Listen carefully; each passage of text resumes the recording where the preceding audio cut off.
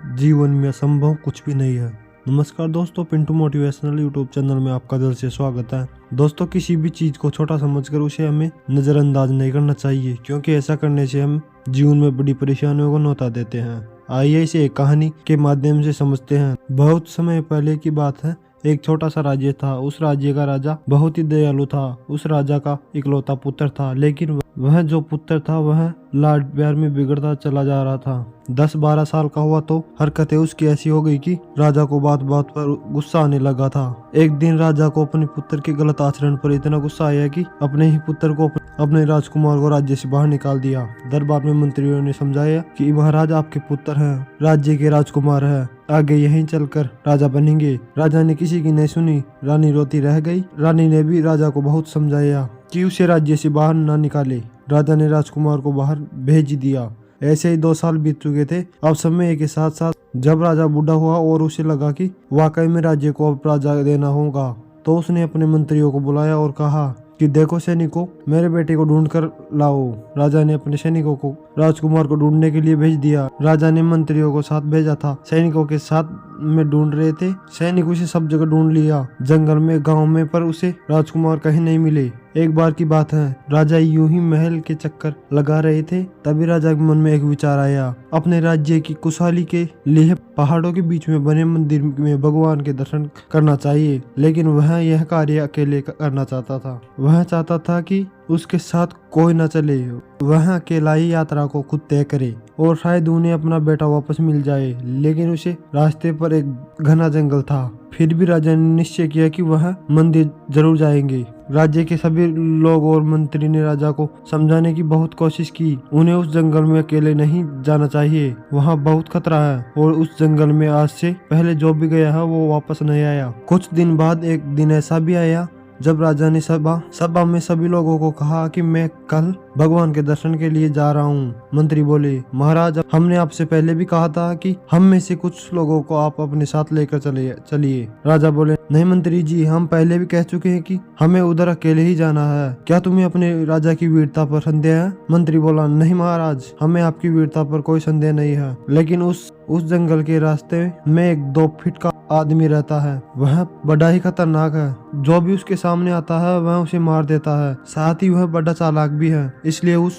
जंगल में आपका अकेले जाना सुरक्षित नहीं है। राजा बोला, यदि वह मेरे सामने आया तो वह खुद जिंदा नहीं बचेगा। मंत्री बोला, ठीक है महाराज, आप अकेले ही जाना चाहते हैं तो आप जा सकते हैं, लेकिन आप बस एक बात याद रखना कि जैसे ही वह आपके सामने आए आप उसे थोड़ा सा भी मौका मत देना और उसे जान से मार देना, नहीं तो वह आपको चोट पहुंचा सकता है। राजा ने बोला, तुम लोग मेरी चिंता मत करो, मैं अपनी रक्षा खुद कर सकता हूँ। कल मैं यात्रा के लिए निकल रहा हूँ। सभा समाप्त हो गई और रात हो गई। रानी ने राजा से कहा कि महाराज, आपका वहाँ अकेले जाना सुरक्षित नहीं है। हमने अपने बेटे को पहले ही खो चुके हैं और अब आप भी चले गए तो हमारा क्या होगा? और रानी यह कहकर रोने लगी। राजा ने रानी से कहा कि देखना, मैं जब वापस आऊंगा तो अपने बेटे को साथ लेकर आऊंगा। और राजा सो गए। रात भी गुजर गई। अगले दिन राजा की यात्रा पर निकलने का वक्त हो चुका था। राजा यात्रा के लिए अपने महल से घोड़े पर बैठकर निकल गए। राजा महल से काफी दूर आ गए थे। रास्ते में उन्हें एक गांव नजर आया,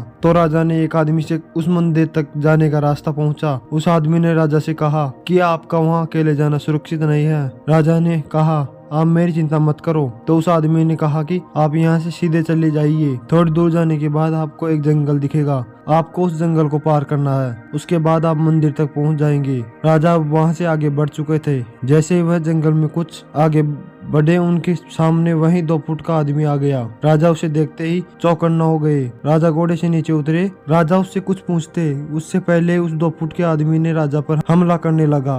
राजा ने अपनी तलवार निकाली और उससे लड़ने लगे। लड़ते लड़ते उन्होंने उस 2 फुट के आदमी को नीचे गिरा दिया और उसकी गर्दन पर तलवार रख मारने ही वाला थे कि वह छोटा आदमी बोला, राजा जी, मुझे माफ कर दो। आप तो सचमुच में बहादुर और पराक्रमी हो। आपसे पहले बहुत बड़े बड़े लोग आए हैं, लेकिन वह मुझसे जीत नहीं पाए। मैं आपसे माफी मांगता हूँ, आप मुझे छोड़ दो। राजा सोचने लगे, मेरे मंत्री और सेनापति न जाने क्यों इस 2 फुट के आदमी से डर रहे थे। इसे तो मैंने ऐसे ही हरा दिया। राजा अब अपनी यात्रा के लिए कुछ आगे निकल आए। वह जो 2 फुट का आदमी था वह अब 2 फुट से 4 फुट का हो गया। उसने राजा पर फिर से हमला किया। राजा ने अपनी तलवार निकाली और उस 4 फुट के आदमी से लड़ने लगी। राजा ने उसको फिर एक बार हरा दिया। आदमी बोला, राजा जी मुझे माफ कर दो, आप बड़े ही दयालु हैं। राजा बोले, तुमसे पहले मैंने एक 2 फुट के आदमी को हराया है और उस पर दया करके उसे छोड़ दिया। जाओ तुम्हें भी मैं छोड़ता हूँ। तुम भी क्या याद रखोगे, मेरी मंजिल कुछ और है, तुम्हें मारकर मुझे क्या मिलेगा। ऐसा कहकर राजा ने उसे छोड़ दिया। उसके बाद राजा ने अब अपनी यात्रा आगे बढ़ाई। राजा चलते चलते काफी दूर आ गए थे और सुबह से वह ऐसे ही चल रहे थे। शाम भी हो चुकी थी, इसलिए राजा ने एक पेड़ के नीचे थोड़ा आराम किया। वह बैठे ही थे कि उन्हें देखा कि 8 फुट का एक आदमी तेजी से उनकी तरफ आ रहा है। राजा उसे देखकर काफी भयभीत हो गए क्योंकि वह आदमी आकार में बहुत ही लंबा था। जो उस छोटे आदमी ने अपना आकार 4 फुट से 8 फुट का कर लिया था। वह फिर राजा से लड़ने के लिए आया। राजा उसे देखकर हैरान हो,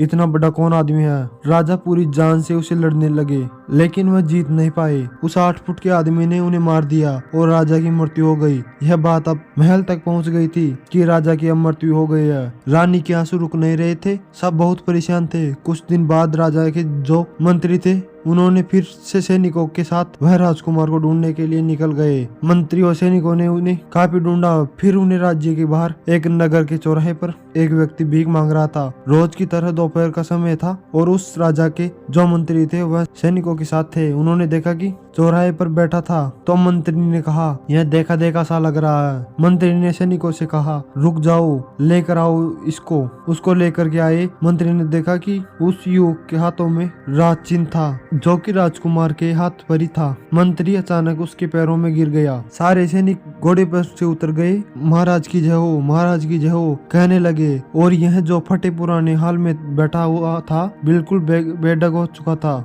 जिसका शरीर कमजोर सा लग रहा था। सैनिकों ने राजकुमार को घोड़े पर बैठाकर वहां से निकले। इसी तरह हमारे जीवन में छोटी छोटी मुश्किलें और समस्याएं आती रहती हैं जिन्हें हम नजरअंदाज करते रहते हैं, लेकिन धीरे धीरे यह समस्याएं बड़ी होती रहती हैं। और जब यह समस्या बहुत बड़े रूप में हमारे सामने आती है तो हम उसका हल नहीं निकाल पाते, जिसका अंजाम बहुत बुरा हो सकता है। जब समस्याएं छोटे रूप में हमारे सामने आती है तो हम उसका हल आसानी से निकाला जा सकता है जा सकता है। लेकिन समस्याएं बड़ी हो जाने पर हमारी मुश्किलें और भी बढ़ जाती हैं। जैसे ही हम किसी कार्य को कल पर छोड़ देते हैं यह सोचकर कि यह तो इतना सा है, लेकिन वक्त के साथ साथ वह कार्य भी बड़ा हो जाता है। इस कहानी से हमें यह शिक्षा मिलती है कि जीवन में जब भी परेशानी या समस्याएं आए तो हमें उसी समय पर उस समस्या का हल निकाल लेना चाहिए, क्योंकि अगर आपने उसे अनदेखा कर दिया तो यह समस्या बड़ी होती चली जाती है। उसके बाद हो सकता है कि आप इस समस्या का हल नहीं